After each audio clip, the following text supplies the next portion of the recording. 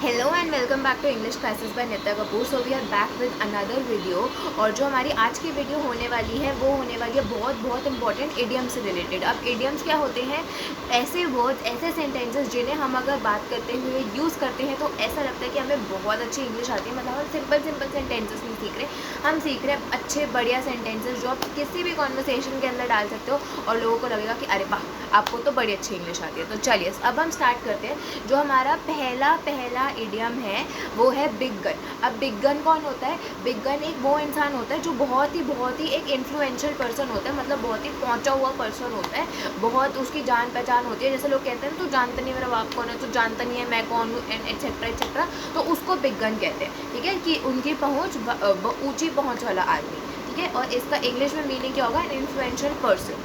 Next जो हमारा idiom है वो है at the spur of the moment. At the spur of the moment का मतलब है कि अभी के अभी कोई टाइम नहीं लगाना, बस at the spur of the moment मैंने डिसाइड कर लिया कि मेरे को तो पार्टी करनी है। At the spur of the moment मैंने तो डिसाइड कर लिया कि मेरे को तो गोवा जाना है। तो it is like at the spur of the moment without any delay, बिना देर के। अच्छा, मैं आपको बोलना चाहती हूँ कि अगर आप ऐसी अमेजिंग इंग्लिश सीखना चाहते हैं तो फटाफट से इस चैनल को सब्सक्राइब कर लीजिए और इस वीडियो को लाइक कर देना, आपको बहुत बहुत मज़ा आने वाला है। अब जो हमारा नेक्स्ट इडियम है वो है all in all. All in all का मतलब क्या होता है? सब कुछ मिलाकर, कि सब कुछ मिला लो और मतलब कि जो भी बनता है कि ये भी बात कर ली वो भी बात कर ली, ऑल इन ऑल करके, ठीक है। तो सब मिलाकर सबसे ज़रूरी, ठीक है। सारी बातें तो कर ली बट बात का मतलब इतना सा है, ये छोटी सी बात है, सब मिलाकर ये बात देख ली है विद एवरीथिंग कंसीडर्ड, कि सब कंसीडर करके अब ऑल इन ऑल मैं ये बात कर रहा हूँ। अब जो हमारा नेक्स्ट इडियम है वो है बर्ड ऑफ पैसेज। अब बर्ड ऑफ पैसेज कौन होता है? जो बहुत कभी कभी ही दिखता है, लाइक हर टाइम गायब रहता है, कभी कभी ही दिखता है, कि कभी गलती से दिख जाएगा। ऐसा इंसान जो बहुत कभी कभी दिखता है, तो ऐसा इंसान जो आपको बहुत कभी कभी मिलता है, ये हमेशा गायब रहता है, तो आप उसको कह सकते हो a bird of passage, one who comes occasionally, या फिर कभी कभार आने वाला। जो नेक्स्ट हमारा इडियम होने वाला वो है to have something up one's sleep. To have something up one sleep मतलब कि मेरे पास कोई प्लान है, ठीक है, कि मैं कुछ प्लान करके बैठी हूँ कि मैं इस प्लान का यूज़ कर सकती हूँ अगर चीज़ें ऐसी होगी, मैं इस प्लान का यूज़ कर सकती हूँ अगर चीज़ें ऐसी हो गई। तो I can say that I have something up my sleeves which I can use when I am in this moment और when I am in this problem और when I am in this difficulty. तो कोई गुप्त योजना, और उस plan के बारे में मेरे अलावा किसी और को नहीं पता होगा, तो अ सीक्रेट प्लान। अब जो हमारा नेक्स्ट इडियम होने वाला है वो है डोंट जज a book by its cover.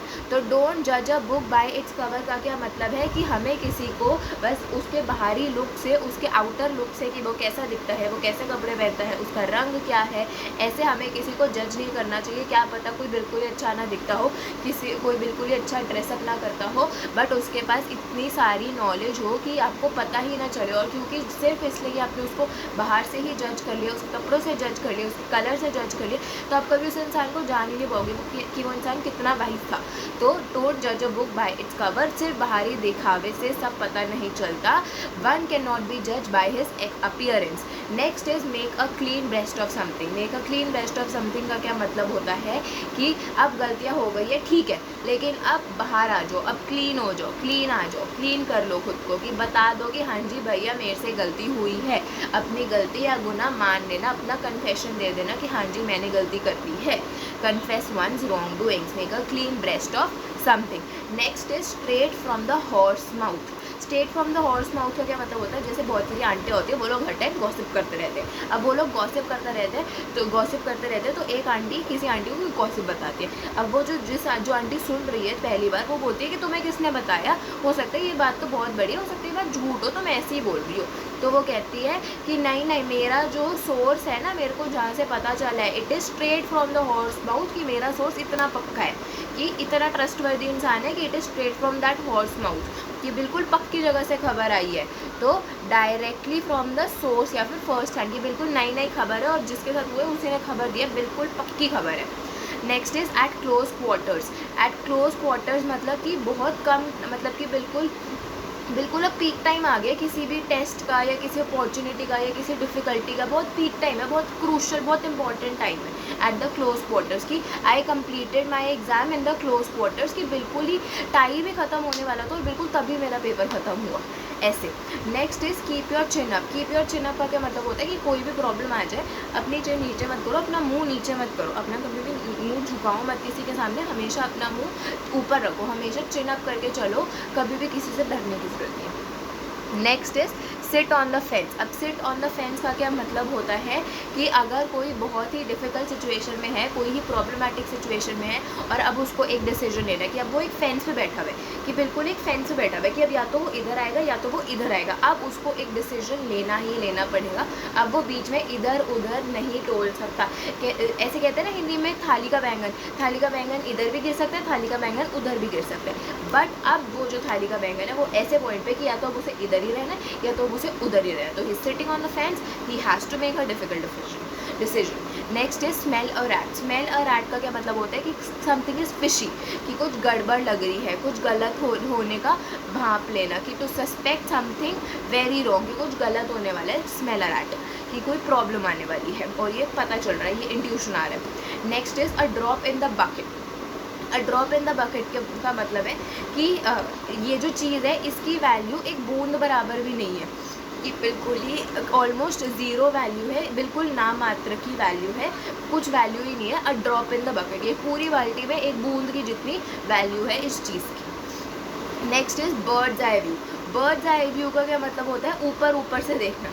Birds eye view का क्या मतलब होता है? ऊपर से देखना, पूरा बहुत ऊपर से देखना और पूरी चीज़ को देखना, ठीक है। Next is at snail's place. अब एक स्नेल क्या होता है? एक कीड़ा सा होता है और बहुत धीरे धीरे रेंगता है। तो एट स्नेल्स पेस, की एक स्नेल की स्पीड पे चलना, कि he has been doing work at the snail's pace, कि वो बहुत धीरे धीरे काम करना है, बहुत धीरे गति से कोई भी काम कर रहा है, एट स्नेल्स पेस। नेक्स्ट क्या है? Don't put all eggs in one basket, मतलब कि अपनी सारी जो चीज़ें हैं, अपना सारा जो फेथ है, अपना पूरा जो फ्यूचर है वो किसी एक ही चीज़ पे मत छोड़ो। You should have backup plan. इसलिए कहते हैं ना बैकअप प्लान रखो कि अगर ये नहीं चला तो ये चलेगा। तो इसको कहते हैं don't put all eggs in one basket, कि एक ही चीज़ पे पूरा मत रख के चलो और ऑप्शन रखो, सब कुछ दांव पर नहीं लगाना। Don't risk everything on the success of only one venture. Next is to put someone on the spot. अब to put someone on the spot का क्या मतलब है?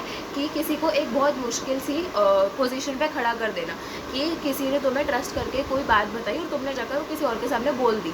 अब वो बंदा कहता है कि मेरे को तो इससे बात करनी, कि इसने ये बात ऐसे कैसे बोल दी। अब तुमको तो उस बंदे ने बात ट्रस्ट करके बताई थी, अब तुमने क्या करा? उसको धोखा दे दिया। तो तुमने क्या, अब वो उसको उससे बात करनी है तो तुमने क्या करा? पहले वाले को स्पॉट पे रख दिया। To put someone on the spot, कि तुमने उसको प्रॉब्लम में डाल दिया, ठीक है। किसी को मुश्किल परिस्थिति में डालना। To put someone in a difficult situation which they can not avoid, अब वो अवॉइड नहीं कर सकता। Turn a deaf ear. Turn a deaf ear मतलब कि तुम्हें बचपन से तुम बोला जा रहा है कि पढ़ लो, अच्छा खाया करो, वर्कआउट करा करो, सब कुछ करा करो, पर तुम किसी की नहीं सुनते। तो टर्न अ डेफ ईयर, बोली हुई बात को, सुनी हुई बात को अनसुना कर दिया, कि भाई नहीं, सुन के अनसुना कर दिया। तो टर्न, इसका मतलब होता है turn a deaf year, disobey someone. Next is fly on the wall. Fly on the wall का क्या मतलब होता है? जैसे दीवार पे कोई मच्छर बैठा होता है और हम जो भी बातें कर रहे होते हैं वो सब सुन रहा होता है, तो वैसे ही कोई फ्लाई ऑन द वॉल है, इसका मतलब है कि कोई मच्छर की तरह है, कि जो वो बैठा तो है, उसका कोई यूज़ नहीं है उस रूम में, लेकिन वो क्यों बैठा हुआ है? तुम्हारी सारी बातें सुनने के लिए, और तुम लोग जो भी बात कर रहे हो वो तुम्हारी हर एक बात सुन रहा है, बिल्कुल चुप बैठ के। तो चुपके से किसी की बात को सुनना, to be able to secretly hear and observe something. Next is to blow one's own trumpet. To blow one's own trumpet का क्या मतलब होता है? खुद की तारीफ खुद ही करते रहना, कि मैंने तो ये कर लिया, मैंने तो वो कर लिया, मैंने तो ये भी कर लिया, मैंने तो वो ही कर लिया, कुछ करा नहीं है, बट खुद के बारे में बोलते जाना। तो to blow one's own trumpet, खुद की शनाइयाँ बजाते रहना। Next is cross your fingers. Cross your fingers का क्या मतलब होता है? कि होप करो कि सब कुछ अच्छा होगा। ऐसे होते हैं ना कि काश में जीत जाओ, काश ही हो जाए, काश इतना नंबर आ जाए, ये सब। तो टू क्रॉस योर फिंगर्स, की होप करना, a sign of hoping for good luck, कि सब कुछ मेरे हिसाब से हो। Then is throw the towel in. Throw the towel इन का मतलब होता है अब गिव अप कर देना, बाहर मान लेना, कि ठीक है भैया बहुत ट्राई कर लिया, अब नहीं हो रहा, now I am throwing the towel in, अब नहीं हो सकता। टू एडमिट डिफीट और failure. Next is let the cat out of the bag. Let the cat out of the bag क्या मतलब है? यहाँ पे कैट के कोई भी एक सीक्रेट, और आउट ऑफ द बैग मतलब सीक्रेट जो है वो बता दो। अब वो जो राज है उसका खुलासा कर दो। तो राज उजागर कर देना, राज का खुलासा कर देना। Cost N arm and a leg. Cost N arm and a leg का मतलब होता है बहुत महंगा पड़ना, कि भैया इसको पाने के लिए, तो ये अचीव करने के लिए तो मैंने this achievement costed me N arm and a leg, की कोई चीज़, किसी चीज़ के लिए आपने बहुत मेहनत करी है, बहुत महंगा पड़ गया है वो आपको, तो it costed you an arm and a leg. Next is break a leg. Break a leg का क्या मतलब है? कि अच्छे भाग्य की कामना करना, वही की होप करना, ठीक है। To wish someone good luck, कि go and break a leg, ठीक है। है, जाके अच्छा करो। नेक्स्ट क्या है हमारा, when pigs fly. When pigs fly का क्या मतलब होता है कि कोई भी ऐसी बात जो कभी सच नहीं हो सकती, कि he only talks like he only talks about when pigs fly, कि वो सिर्फ ऐसी बातें करते हैं जो कभी हो ही नहीं सकती। नेक्स्ट है रेड लेटर डे।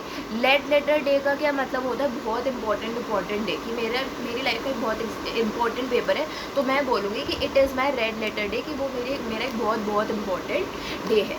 नेक्स्ट है a hard nut to crack. A hard nut to crack का क्या मतलब होता है, एक बहुत डिफिकल्ट काम, जिस काम ने आपको बहुत ज़्यादा उलझाया हुआ है, जिस काम में आप बहुत ज़्यादा उलझे हुए हो, कि ये काम बहुत डिफिकल्ट है, इस काम को फिगर आउट करना बहुत ज़्यादा डिफिकल्ट है, वो तो उलझाने वाला काम। Next is to be like talking to a brick wall. To be like talking to a brick wall का क्या मतलब है कि I am talking to someone, मैं उसको कुछ चीज़ समझा रही हूँ पर उसको वो चीज़ समझ नहीं आ रही, और मैं उससे जब भी बात कर रही हूँ ऐसा लगता है कि मैं किसी पत्थर की दीवार से बात कर रही हूँ, कि वो कुछ सुन ही नहीं रहा है, वो सिर्फ एक पत्थर की दीवार की तरह, और वो कुछ सुन ही नहीं रहा है। तो अगर कोई इंसान बिल्कुल ही नहीं सुनता, कि कोई भी बात नहीं सुनता, कोई भी बात नहीं मानता, तो इसका मतलब है कि अगर हम उससे बात करें तो हमें ऐसा लग रहा है कि हम दीवार से बात कर रहे हैं। तो to be like talking to a brick wall means बात नहीं सुनना या कहा नहीं मानना। Next is go to the winds. Go to the winds का क्या मतलब होता है, लुप्त हो जाना, और इंग्लिश में डिसअपियर, कि कोई डिसअपियर हो गया, कि ही तो went on the wind. Last year he was on the wind, मतलब वो बिल्कुल ही गायब हो गया था, वो बिल्कुल ही डिसअपियर हो गया था, किसी को नहीं पता था कि वो कहाँ है। Next is move heaven and earth. Move heaven and earth का क्या मतलब है कि मैंने बहुत कोशिश की, मैंने बहुत ट्राई करा, मैंने अपना सब कुछ दे दिया, मैंने पूरा दुनिया हिला दी, सब कुछ कर दिया, इसका मतलब होता है मूव हेवन एंड अर्थ। तो बहुत कोशिश करना, to make every effort to achieve something.